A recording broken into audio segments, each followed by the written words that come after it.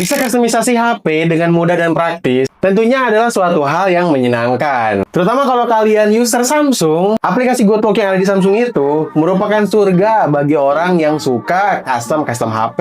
Untuk itu di video kali ini, kita akan bahas 6 tips membuat tampilan HP Samsung jadi makin cakep cuma pakai aplikasi GoodLock.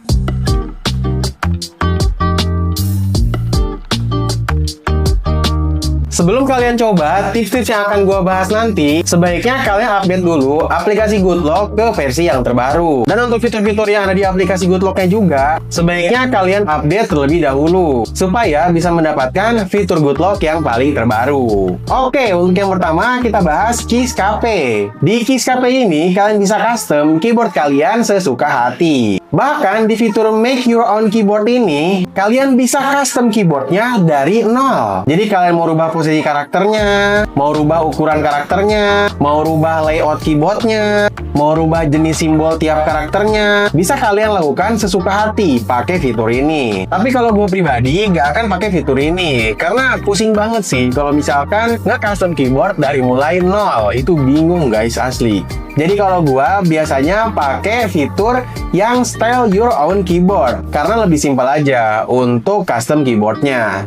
Langkah pertama, kalian bisa pilih dulu untuk warna keyboardnya. Di sini kalian bisa buat sendiri atau kalian bisa pilih dari template yang sudah disediakan. Kita pilih salah satu aja, template warna keyboard yang udah disediakan. Dan kalau kalian mau preview keyboardnya, kalian bisa tap icon keyboard yang ada di pojok kanan atas. Kalau udah oke, kita masuk ke bagian efek. Di bagian efek ini, yang pertama kalian bisa pilih dulu untuk keyboard color efeknya. Jadi ini tuh adalah untuk efek yang ada di bawah karakternya. Lalu selanjutnya kalian bisa pilih untuk key color efeknya. Jadi efek ini tuh adalah untuk yang di atas karakternya. Dan selanjutnya kalian bisa pilih untuk key motion efeknya. Jadi ini tuh adalah gerakan dari karakternya ketika kalian pencet keyboardnya. Kalau udah, kalian bisa cek lagi untuk tampilan keyboardnya. Selain itu, di fitur ini kalian juga bisa pilih untuk sound effect keyboardnya. Di sini disediakan ada 6 pilihan sound effect. Kalau gua sih sukanya yang retro ya. Kurang lebih kayak gini untuk hasil suaranya.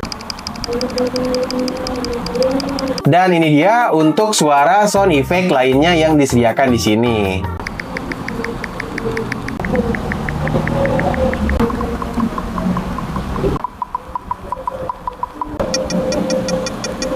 Untuk selanjutnya, kita bahas Sound Assistant. Jadi, di fitur ini, kita akan bahas soal kustomisasi volume bar yang ada di HP Samsung. Kita masuk aja ke bagian Make Your Own Volume Panel Colors. Kalau belum aktif, kalian aktifkan terlebih dahulu. Dan di bagian Flex UI, pertama-tama kalian bisa pilih dulu untuk lighting efeknya. Lalu selanjutnya, kalian bisa pilih untuk teksturnya, mau yang mesh atau yang akrilik. Dan selanjutnya, kalian bisa pilih untuk control type-nya, mau yang tipe bar atau mau yang tipe knob. Lalu selanjutnya kalian bisa pilih untuk bentuk volume barnya. Kalian bisa pilih aja untuk bentuk volume bar ini karena disediakan cukup banyak nih, dari mulai yang kecil sampai yang gede sampai yang lebar ada nih ya untuk bentuknya. Kalau udah, kalian bisa preview untuk volume barnya apakah sudah oke apa belum. Tapi kalau kalian nggak mau ribet, di sini kalian juga bakal disediakan beberapa template tema untuk volume barnya. Tapi ini tema-temanya biasa aja sih. Lebih keren kalau yang bisa custom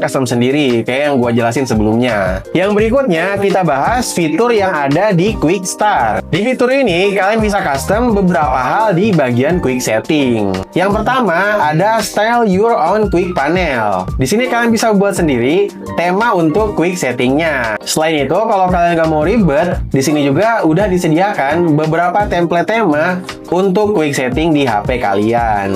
Kemudian di Quick Start ini kalian juga bisa custom untuk jam yang ada di status bar. Jadi kalian bisa sekalian munculin tanggalnya, kalian bisa pakai format yang IM/PM atau yang 24 jam, kalian bisa munculin detiknya juga. Bahkan posisi jamnya ini bisa kalian pindah-pindahkan, mau di kiri ataupun di kanan, atau kalian juga bisa hilangkan untuk jamnya.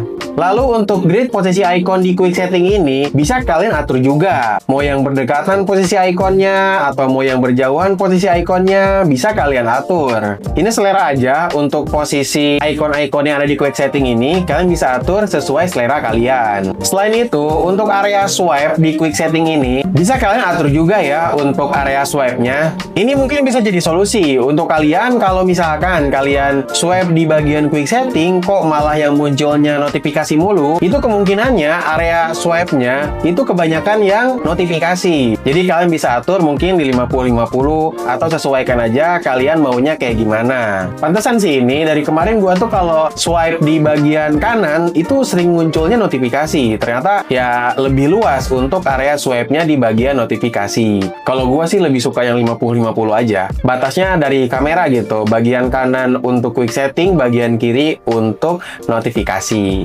Kemudian yang selanjutnya adalah home app. Ada dua kustomisasi yang ingin gua bahas di sini. Yang pertama adalah task changer. Jadi di fitur ini kalian bisa custom untuk tampilan recent app-nya. Jadi recent app ini kalau kalian belum tahu, kalau kalian udah membuka aplikasi terus kalian swipe dari bawah, itu kan bakal muncul ya beberapa list aplikasi yang sebelumnya udah kalian buka. Nah, di sini disediakan ada 4 jenis recent apps. Yang pertama ada Tilt Stack, ada Grid, ada Verticalis, dan ada Slim List. Kalau gue suka yang Tilt Stack ya, karena berasa beda aja. Dan ini baru ya, ini recent apps yang baru yang ada di One UI 7. Sebelumnya di One UI 6 tuh sebenarnya lebih beragam sih. Tapi di One UI 7 ini cuma 4 jenis aja untuk jenis recent app-nya. Selain itu, recent app ini juga bisa kalian atur lagi. Apakah mau yang mode mini atau enggak? Apakah mau ada label app-nya apa enggak? Atau apakah mau ada search bar-nya atau enggak? Ini kalian bisa sesuaikan aja. Kemudian fitur kedua yang ingin gua bahas adalah di bagian home screen. Nah, yang menarik di home screen ini adalah fitur DIY home screen. Ini sebenarnya fiturnya masih beta ya, jadi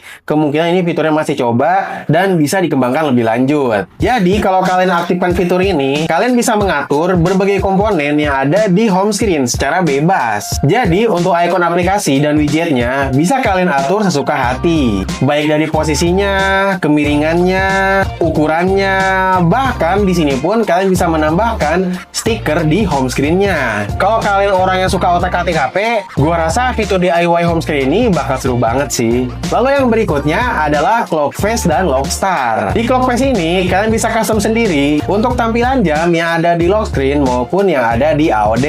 Di sini kalian bisa buat tampilan jamnya ini dari nol, ataupun kalian bisa edit sendiri dari tampilan jam yang udah disediakan. Bagi yang suka desain-desain gambar, gua rasa ini bakal seru banget karena di sini kalian bisa menambahkan berbagai aset desain di tampilan jamnya. Ini cukup banyak yang bisa kalian tambahkan di tampilan jam ini. Bahkan di sini juga ada gambar-gambar GIF yang bikin tambah lucu untuk tampilan jamnya. Nah, untuk pakai tampilan jam yang kalian udah buat, kalian bisa masuk aja ke lock star. Nanti bakal masuk ke tampilan lock screen-nya. Dan di sini kalian bisa pilih tampilan jam yang udah kalian buat sebelumnya. Baik itu kalian bisa pilih untuk tampilan di lock screen ataupun kalian bisa pilih untuk tampilan jam yang ada di AOD. Selain mengatur tampilan jam, di sini juga kalian bisa mengatur hal-hal lainnya. Seperti kalian bisa menambahkan app widget, bisa menambahkan favorit apps, bisa menambahkan stiker, bisa mengatur help text, bisa mengatur lock screen timeout, dan kalian juga bisa merubah icon gemboknya. Jadi kan kalau di lock screen biasanya ada icon gemboknya di bagian atas. Nah, ini bisa kalian rubah untuk gambar gemboknya. Kalau untuk di tampilan AOD,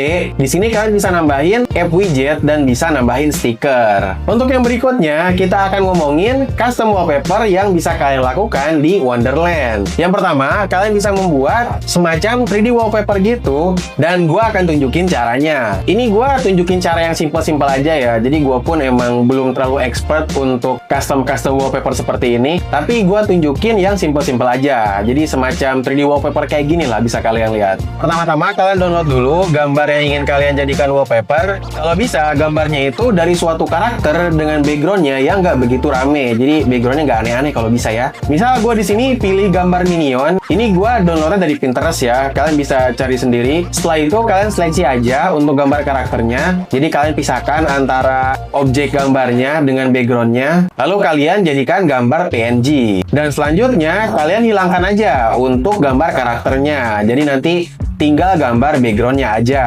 Setelah kalian siapkan gambarnya, kalian masuk aja ke Wonderland dan pilih yang Create Your Own Moving Wallpaper. Kalian tap aja di bagian icon plus, lalu pilih gambar yang udah disiapkan tadi. Kalian pilih backgroundnya dulu, lalu selanjutnya kalian tambahkan gambar karakternya yang tadi udah dihilangkan backgroundnya ya. Nah, kalian sesuaikan aja untuk posisi karakternya. Di sini gambarnya itu belum bergerak. Nah, ini harus diatur ya untuk motion effect-nya. Untuk bagian backgroundnya, kalian bisa atur untuk X movement-nya di min 30. Sedangkan untuk gambar karakternya, X movement-nya ini kalian atur jadi 30. Dan sekarang kalau kalian lihat untuk wallpaper-nya ini udah bergerak ya, jadi semacam 3D wallpaper ala-ala gitulah. Ini untuk motion effect-nya bisa kalian atur sendiri ya. Ini gua kasih contoh yang simpel-simpel aja. Seenggaknya bisa bergerak lah untuk karakternya. Selain itu, sebenarnya di sini pun kalian bisa menambahkan aset-aset lainnya. Kayak misalkan particle preset, jadi kayak muncul partikel-partikel gitu. Cuman kalau kalian ngerasa keramaian ya nggak usah ditambahin juga. Gua rasa sih gambar yang kayak gini juga udah cukup ya. Malah kalau rame kesana jadi norak gitu. Tapi balik lagi ya, sesuaikan dengan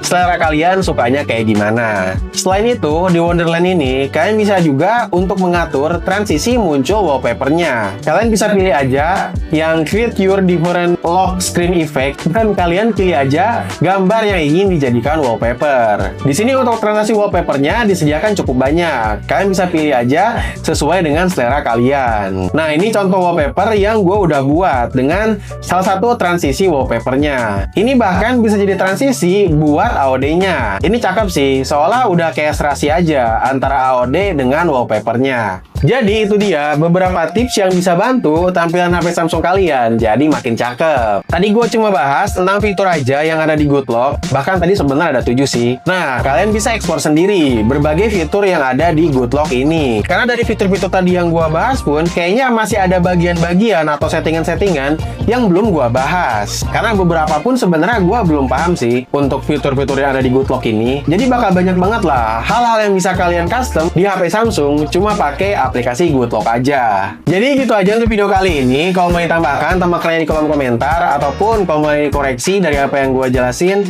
mungkin gue salah-salah kata, mungkin gue keliru dalam menjelaskannya, silahkan bantu gue koreksi di kolom komentar. Thank you para bagi kalian yang udah nonton video ini sampai habis. Jangan lupa like, comment, dan subscribe. Bye.